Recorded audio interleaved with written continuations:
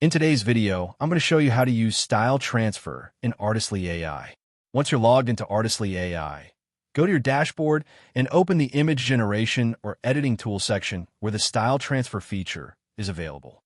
Next, upload the image you want to transform. This will be your base image, the content that will stay the same in structure but change in visual style. After that, choose or upload a style reference image. This is the look you want to apply, such as watercolor painting, cinematic photography, anime style, or oil painting texture. If Artistly AI provide the prompt box, you can also describe the style manually.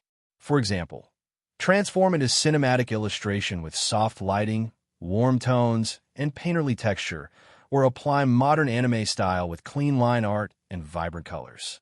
Once everything is set, click the Generate or Apply Style Transfer button and wait for the AI to process your image. When the result is ready, review how the original image has been transformed while keeping the same composition. If needed, adjust the style strength or try a different reference image for better results. Finally, download your styled image once you're satisfied. Thank you for watching this video. Please feel free to use the affiliate link in the description.